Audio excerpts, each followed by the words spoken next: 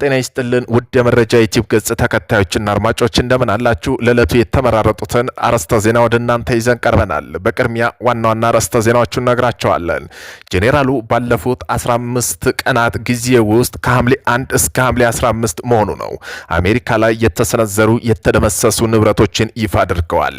የኢራን አብዮታዊ ጥበቃ ጓድ ኮርፖስ ቃል አቀባይ ጄኔራል ሙሂቢ ኬኒስታኒም ዜና ወኪል ጋር ባደረጉ ቃለ ምልልስ እንደተናገሩ ከሆነ በ15 ቀን ጊዜ ውስጥ ከሐምሌ 1 እስከ ሐምሌ 22 በፈረንጆቹ በኢራን የታጠቁ ኃይሎች በተሰነዘሩ መራርና ከባድ ጥቃቶች በዞኑ የሚገኘው የአሜሪካ ጦር ላይ የደረሰው ጉዳት ዝርዝር እንደሚከተል ይዘው ብቅ ብለዋል። በዚህም ጉዳይ በዜና ጥንቅራችን በሰፊው አካተናል። የአሜሪካ እጅግ አደገኛው ቁማር የኢራን መወረር፣ በዩራኒየም ማዕበል ላይ የተሸፈነ የምድር ወረራ፣ አሜሪካ ከኢራን የኒውክሌር ማዕከላት ላይ የበለጸገ ዩራኒየም ለመዝረፍ እቅድ ያወጣች በታሪክ እጅግ የተራቀቀ ዘመቻ። ይህ የኒውክሌር አማራጭ የአሜሪካ ልዩ ኦፕሬሽን ኃይሎች በከፍተኛ ሁኔታ ከተጠናከሩ የኒውክሌር ማዕከላት ላይ የኢራን የበለጸገ ዩራኒየም ለመንጠቅ በወታደራዊ ታሪክ ውጭ እጅግ አደገኛ የተራቀቀ ዘመቻ ለመጀመር ዝግጁ መሆኑን በመጠባበቅ ላይ ናቸው ተብሏል። በዜና ጥንቅራችን አካተነዋል። እነዚህን የመሳሰሉ አርዕስተ ዜና ወደ እናንተ ይዘን ቀርበናል። ቤተሰብ ለመሆን ላይክ፣ ሸር፣ ሰብስክራይብ ማድረግዎን እንዳይረሱ። ወደ መጀመሪያ የዜና ጥንቅራችን እናልፋለን። ጄኔራሉ ባለፉት 2 ሳምንታት ወይም 15 ቀናት ከሐምሌ 1 እስከ ሐምሌ 15 መሆኑ ነው በአሜሪካ ላይ የተሰነዘሩት የተደመሰሱ ንብረቶች ይፋ አድርገዋል። የኢራን አብዮታዊ ዘብ ጥበቃ ጓድ ኮርፖስ ቃል አቀባይ ጄኔራል ሙሂቢ ከስታኒም የዜና ወኪል ጋር ባደረጉ ልዩ ቃለ ምልልስ እንደተናገሩ ከሆነ በ15 ቀን ውስጥ ከሐምሌ 8 እስከ ሐምሌ 22 በፈረንጆቹ አቆጣጠር ወይም በኢትዮጵያ ከሐምሌ 1 እስከ ሐምሌ 15 በኢራን የታጠቀ ኃይል በተሰነዘረ መራርና ከባድ ጥቃቶች በዞን የሚገኘው የአሜሪካ ጦር ላይ የደረሰውን ጉዳት ዝርዝር እንደሚከተለው ይዘው ብቅ ብለዋል። የራዳርና የአየር መከላከያ ዘርፍ ላይ 7 የእዝና ቁጥጥር ማዕከላት፣ 3 የሳተላይት መገናኛ ሲስተሞችና 6 የፓትሪዮት መከላከያ ራዳሮች ፓትሪዮት ሲስተሞች በጣም በመዳከማቸው የኢራን ሚሳኤሎችና ድሮን ያለምንም መቃወሚያ ኢላማ እየመቱ ይገኛሉ።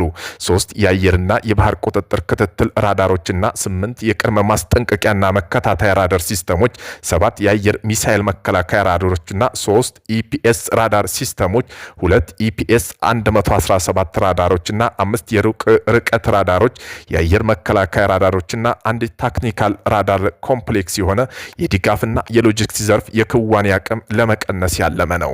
በዚህም ጉዳይ 6 የፋይተር ጀትና ሄሊኮፕተር ጥገና እንክብካቤ ማዕከላት የወደሙ ሲሆን 3 የድጋፍና ሎጂስቲክ ማዕከላት፣ 12 የነዳጅ ማከማቻ ዲፖዎች፣ 17 የጦር መሳሪያና ጥይት አውሮፕላን የመርከብ መለዋጫ ማዕከላት የሆኑ ወድመዋል።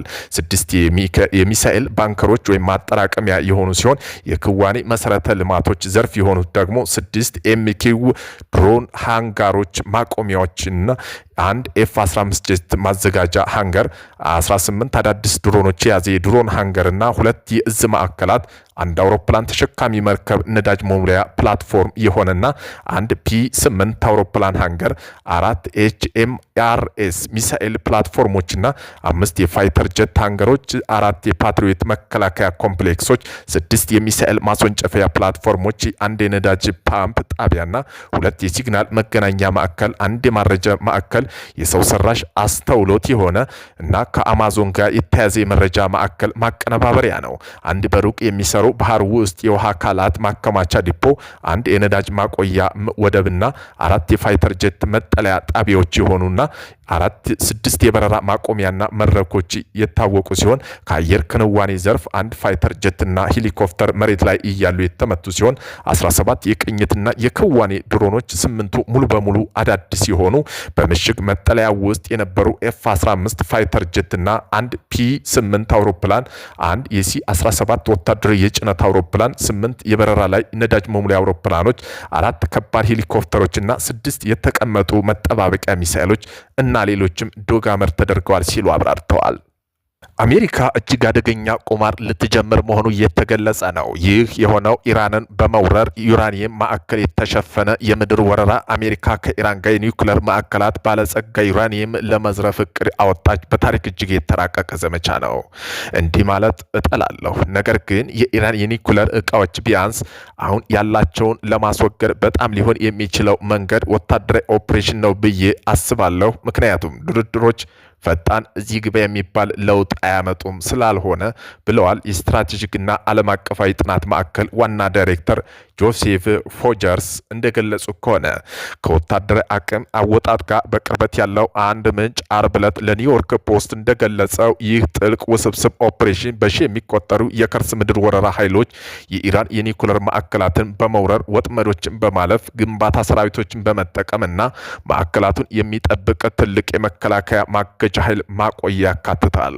ከዚያም አነስተኛ የልዩ ኦፕሬተሮች ቡድን ትክክለኛውን የማስወጣት ሂደት ያከናውናል። እጅግ አደገኛ ሂደት ነው ሲሉ ምንጮች ተናግረዋል። ይህ በወታደራዊ ታሪክ ውስጥ ካለው እጅግ የተራቀቁ ኦፕሬሽኖች አንዱ ባይሆን እንኳ በጣም የተራቀቀ ይሆናል ብዬ አስባለሁ ብለዋል ሮጀርስ። ይህ በተቃረነ አካባቢ ውስጥ ሎጂስቲክ ክብደትና አስቸጋሪ ኦፕሬሽን ይሆናል። የኢራን ወታደራዊ ኃይል በጣም የወደመ ቢሆንም ማድሮን ከተጠበቁት ኩባንያ ግን አሁንም የበለጠ የተራቀቁ ናቸው። በፕሊንግ ኢን ገለልተኛ ማሰራጫ ዘሃይ ሳይድ ዘገባ መሰረት የልዩ ኦፕሬተሮች ቡድን ባህር ኃይል ማህተም ቡድን ሲል ቲም 6 ሲሊቨር ስኳድሮን እና የብር ክፍል ጦርና ሁለተኛው ሬንጀር ክፍል ሰከንድ ሬንጀር ባቶል ላዮን እና የሰራዊት 21ኛ ጦር መሳሪያ ኩባንያ ሊያካትት ይችላል ተብሏል። በዘገባው መሰረት የአንደኛው የጦር መሳሪያ ኩባንያ አብዛኛው በፎርስ የፎርድ ማዕከላትና በከፍተኛ ሁኔታ ጉዳት ደርሶበት ካለ የስፋሃን ማዕከል ውስጥ ማንኛውም መጠለያ ያለ የበለጸገ ዩራኒየም የማስተናገድና የማጓጓዝ ኃላፊነት አለበት። ቁሳቁሱን ለመውሰድ ልትገቡባቸው ከምትፈልጓቸው ማዕከላት ሁሉ ዙሪያ ደህንነቱ የተጠበቀ ፔሪሜትር በመፍጠር ያስፈልገውታል። ይህ የመሬት ኃይሎች ፔሪሜትር እንዲጠብቁና ከዚያም ወደ አውሮፕላን ማረፊያው ደህንነቱ የተጠበቀ የኮንቬይ መንገድ እንዲፈጥሩ ይጠብቃል ይላል ሮጀርስ። ከወታደራዊ ሰራተኞች ከኢራን ወታደራዊ ጥቃቶች እየተከላከሉ የማዕከሎቹን የወደሙ መግቢያዎችን መቆፈር ይኖርባቸዋል።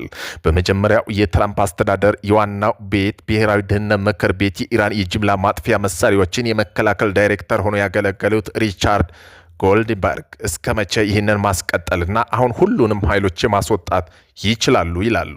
ቀጣዩ ተልዕኮ ወታደሮቹ ወደ ደህና ቦታ እንዲበር የሚያስችል የአየር ክልል ኮሪደር ሙሉ ቁጥጥር ይጠይቃል። ኢራን የስፋሃን ማዕከል ላይ ለሚሰነዘረው ጥቃት ስትዘጋጅ ቆይታለች። ጎልድበርግ ኢራን ስፋሃን የሚገኘው ማዕከልን ማጠናከሯን፣ ወጥመዶችን መዘርጋታቸውና ፔትሪሜር ኃይሎች ሊሰፍሩ እንደሚችሉ የሚገልጹ ሪፖርቶች አይተናል ብለዋል። በአሁኑ ሰዓት ምንም አይነት ድንገተኛ ሁኔታ የለም። ኢላማዎቹን ቋሚ ናቸው። የት እንዳሉ እናውቃለን። ኢራናውያን የት እንዳሉ ያውቃሉ። ባለፈው ወር ሲኤንኤን ዘገባ መሰረት ኢራን በማዕከሉ ላይ ጥቃት ሊሰነዘር ይችላል በሚል ስጋት ስፋሃን ማዕከል መጋዘኖች፣ መተላለፊያዎች ውስጥ ማዕድንና ፈንጆችን አስቀምጣለች።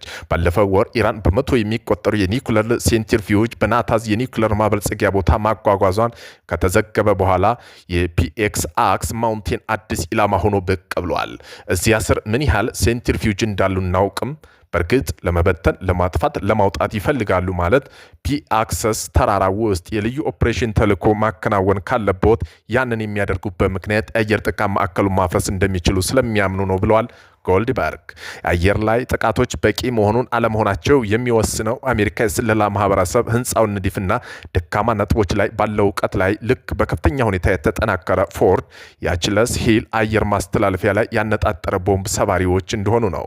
ጎልድበርግ ይህንን የማጥፋት ተልዕኮ ነው ብለዋል። ወደ ማዕከሉ ለመግባት ከሞከሩ ማዕከሉ ለማፍረስ ይፈልጋሉ። እንደ ኢስፋሃንና ፎርድ ሳይሆን አሜሪካ በፒኤክስ ፈጣን ስኬት ልታይ ትችላለች ብለዋል። የቀድሞ የቬንዙዌላ አምባገነን ኒኮላስ ማዱሮ ዋና ከተማው ካራካስ ፕሬዝዳንታዊ ግቢ ውስጥ ስለያዘው ኦፕሬሽን ሲናገሩ ፒአክስን ተራራ ከማዱሮ ወረራ ጋር ሊመሳሰል ይችላል ብለዋል። ጎልድበርግ አክለው ምክንያቱ እየሾለኩ ስለሚገቡ ፈንጂዎች ስለሚከታተሉ እየወጡ ስለሆነ ነው ሲሉም ገልጸውታል።